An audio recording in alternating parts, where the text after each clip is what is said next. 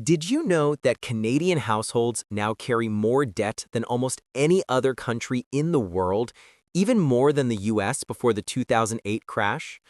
Or that the average home in Toronto costs over 10 times the average income? Something isn't adding up, and it's starting to crack. Canada has long been seen as a stable, wealthy nation with a reliable economy.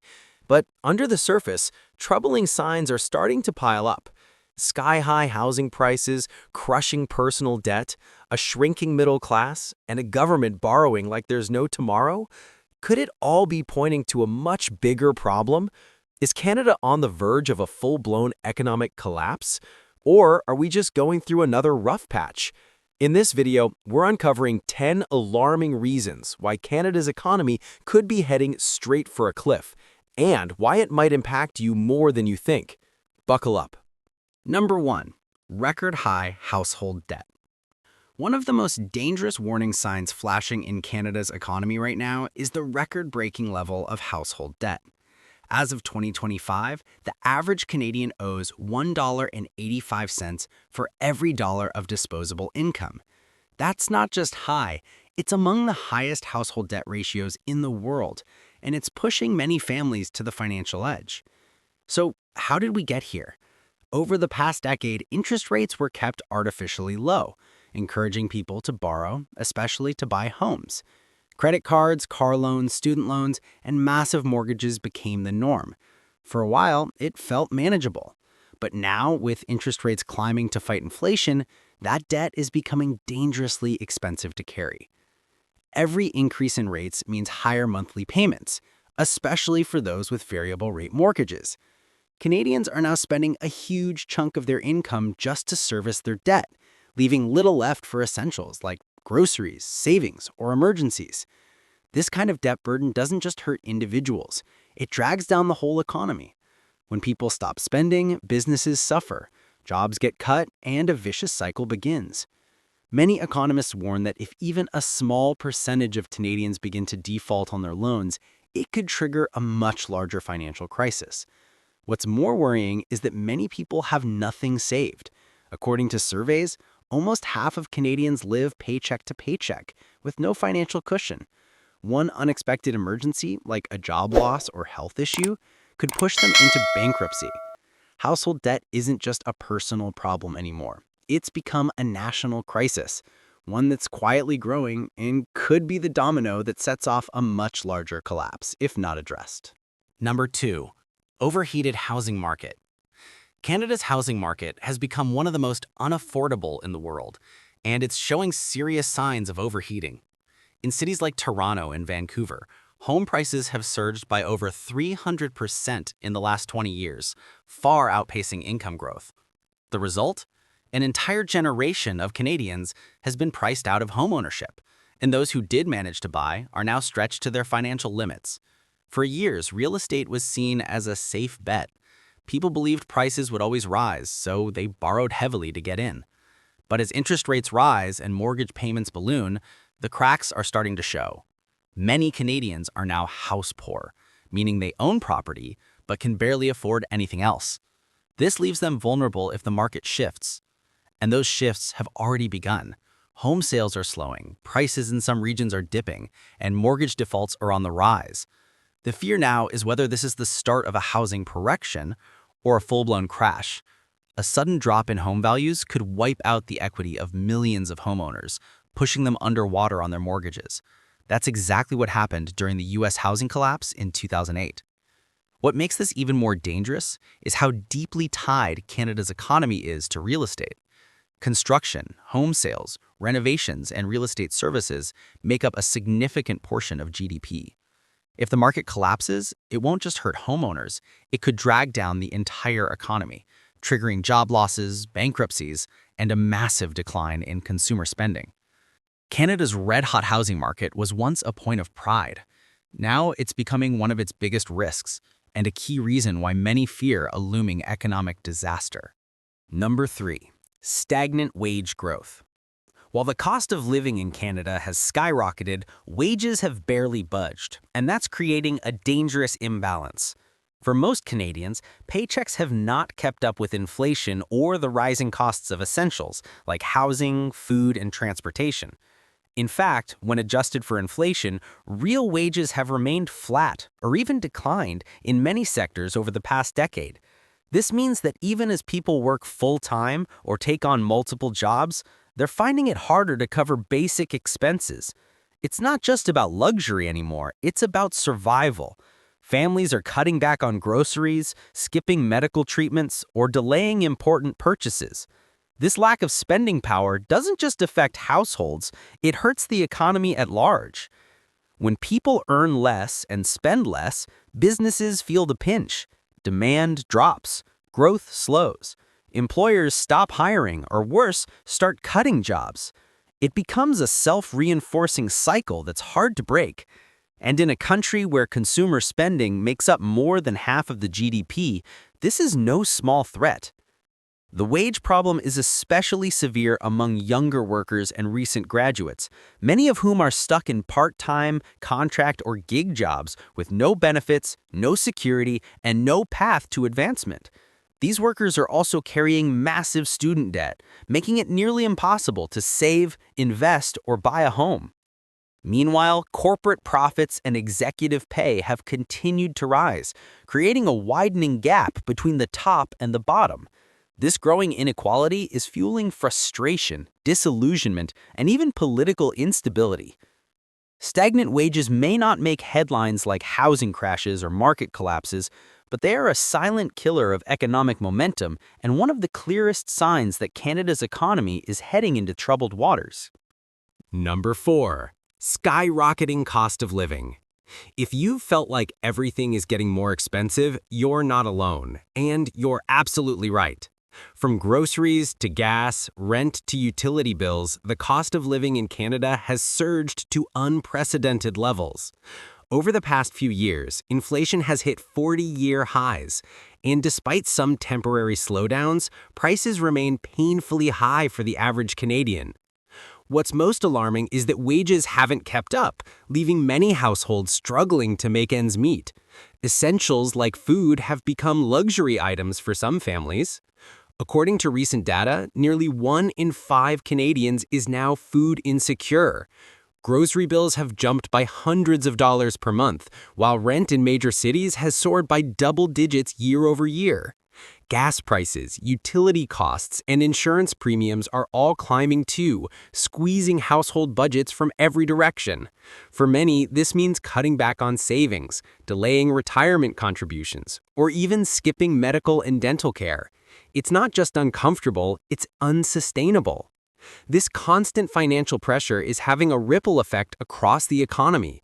When people can't afford to spend, small businesses suffer, consumer confidence drops, and the economy slows down. More people are turning to credit cards or payday loans just to stay afloat, digging themselves deeper into debt. And let's not forget the emotional toll. Stress, anxiety, and burnout are becoming everyday experiences for Canadians trying to stay financially stable in a system that seems stacked against them. The cost of living crisis isn't just about numbers. It's about real people facing real hardship.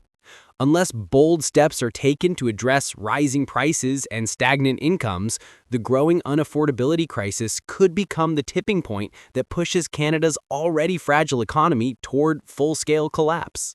Number 5. Unsustainable government debt. Canada's federal debt has quietly reached a staggering $1.2 trillion, and it's only climbing higher. While government spending was crucial during the pandemic to support citizens and keep the economy afloat, the pace and scale of borrowing since then have raised serious red flags. The country is now facing what many economists warn is an unsustainable debt path, and that could have devastating consequences for the future. What makes this even more dangerous is the rising cost of borrowing. As interest rates increase, so do the government's debt payments. Canada is now spending tens of billions of dollars a year just on interest, money that could otherwise be used for healthcare, infrastructure, education, or social programs. This growing burden means there's less room for emergency spending if another crisis hits, whether it's a recession, natural disaster, or another global shock. And it's not just federal debt that's concerning.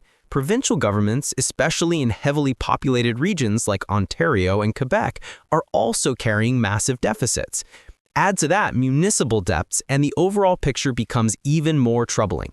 With so many layers of government borrowing heavily, future generations may be left footing the bill. To make matters worse, much of the recent spending hasn't led to significant productivity growth or lasting economic benefits.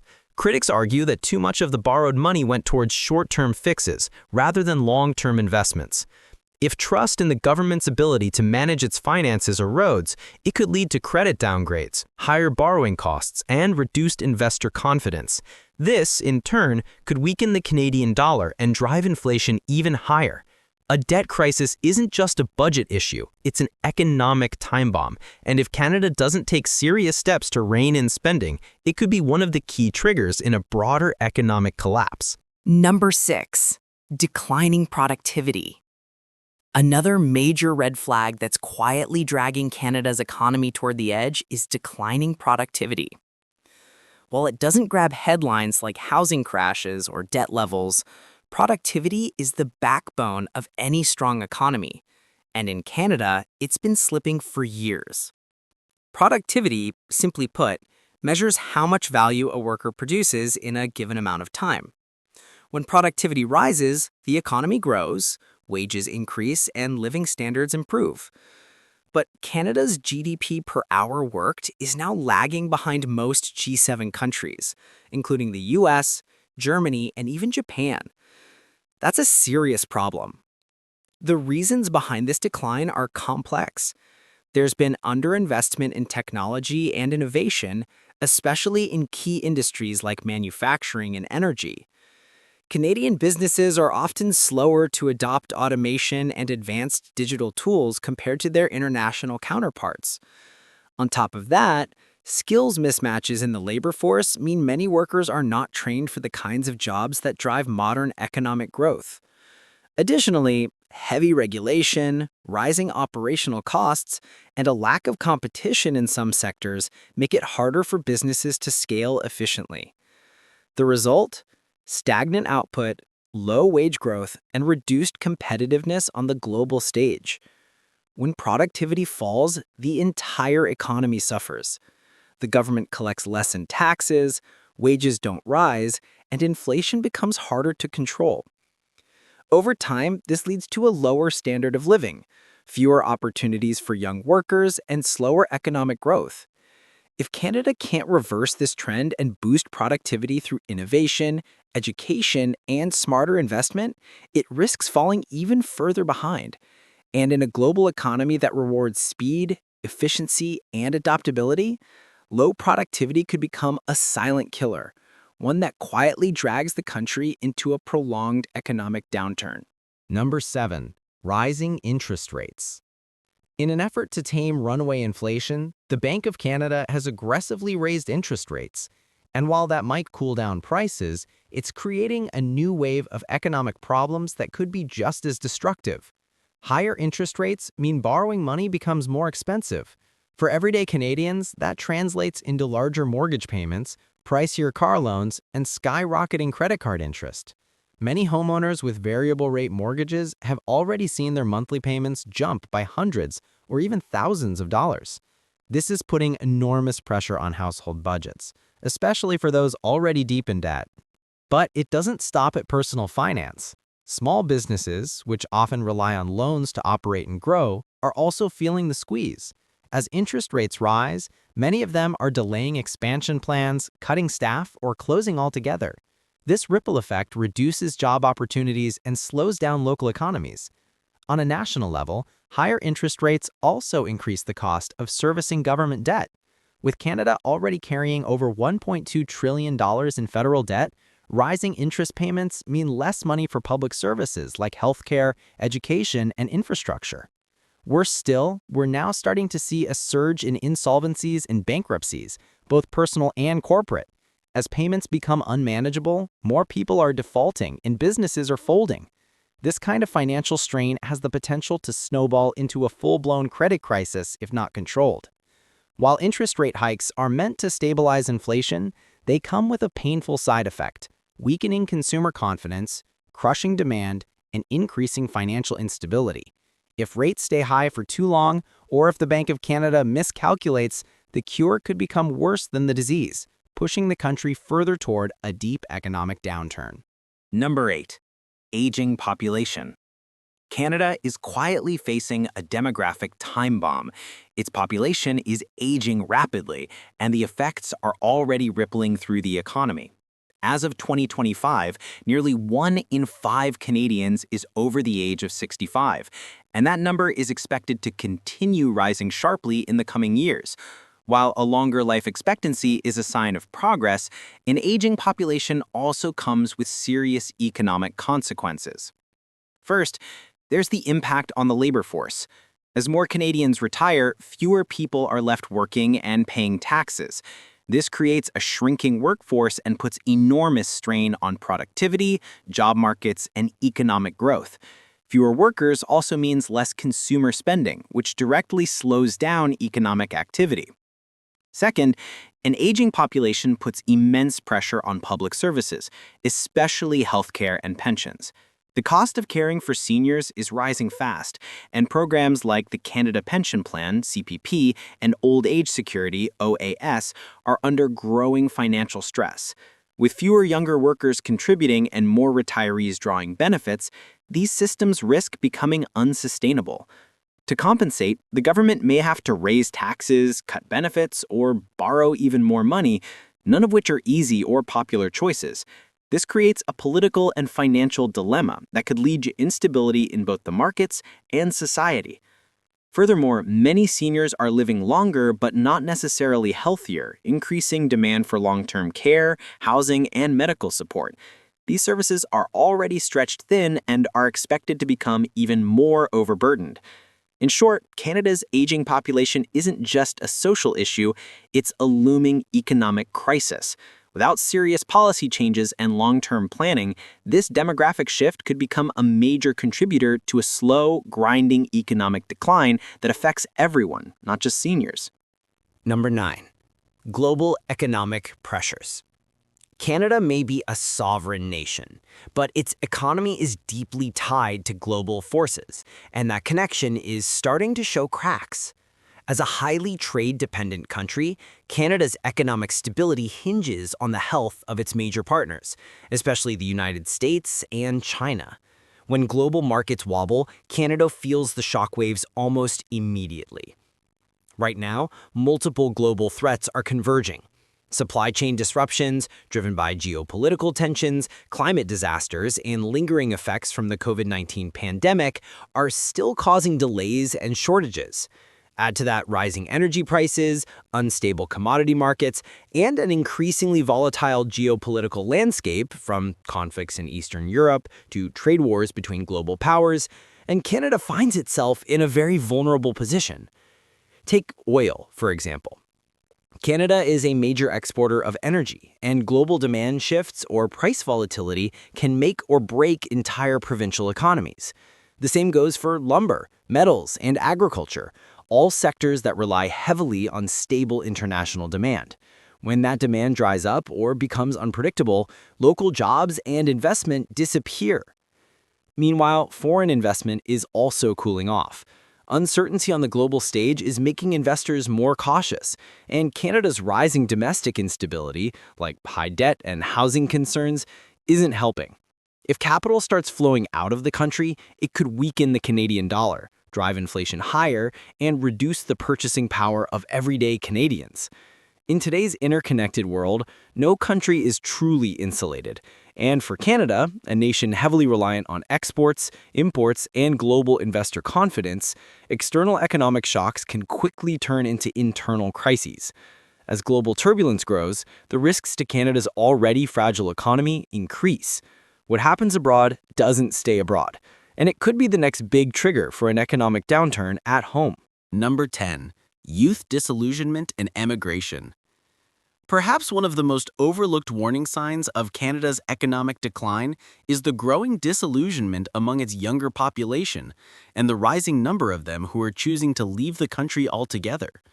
What was once seen as a land of opportunity is now being viewed by many young Canadians as a place where the future feels uncertain, unaffordable, and out of reach. The reasons are clear. Soaring housing prices have made homeownership a distant dream. Entry-level jobs often pay too little and offer no security, no benefits, and no career growth. Student loan debt is crushing, while the cost of living continues to rise. Even with degrees, skills, and ambition, many young people are finding it nearly impossible to build a stable life in their own country. As a result, a growing number are looking abroad for better pay, lower living costs, or simply a chance to start over. Countries like Germany, Australia, and the Netherlands are becoming popular destinations for Canadian youth seeking opportunities they feel they can't find at home. This brain drain has serious consequences. When educated, talented, and motivated young people leave, Canada loses the very workers it needs to support its aging population, drive innovation, and grow the economy. It also reduces the tax base, weakens entrepreneurship, and contributes to the country's declining productivity. Worse, this sense of disillusionment is turning into frustration, apathy, and even resentment toward government institutions and economic systems. A generation that feels left behind is less likely to invest, start businesses, or build families, all of which are critical for long-term economic health. Youth are the future of any nation.